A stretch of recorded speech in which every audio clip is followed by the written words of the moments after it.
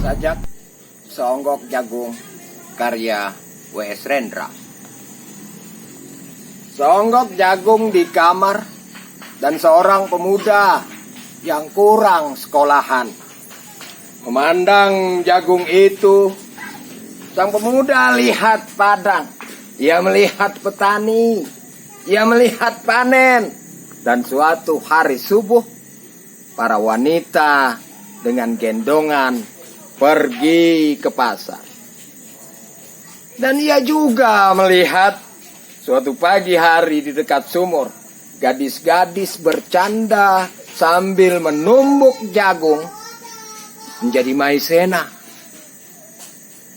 Sedang di dalam dapur, tungku-tungku menyala.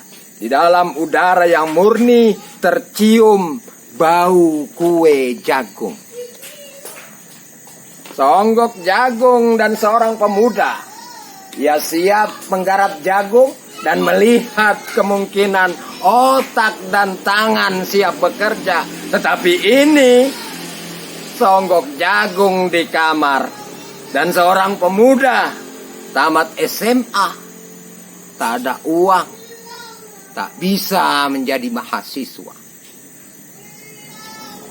Hanya ada seonggok jagung di kamarnya. Ia memandang jagung itu dan ia melihat dirinya terlunta-lunta. Ia melihat dirinya ditendang dari diskotik. Ia melihat sepasang sepatu kenes di balik etalase.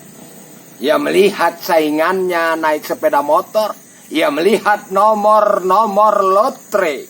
Ia melihat dirinya sendiri miskin dan gagal.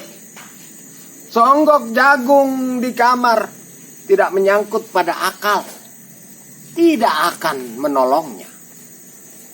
Seonggok jagung di kamar tak akan menolong seorang pemuda yang pandangan hidupnya berasal dari buku dan tidak dari kehidupan, yang tidak terlatih dalam metode dan hanya penuh hafalan kesimpulan, yang hanya terlatih sebagai pemakai tapi kurang punya latihan untuk bebas bekerja.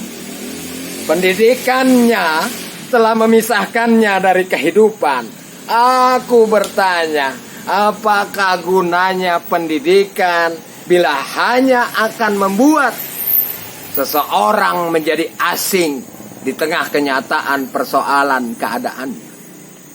Apakah gunanya bila hanya mendorong seseorang menjadi layang-layang di ibu kota, kikuk pulang ke daerahnya?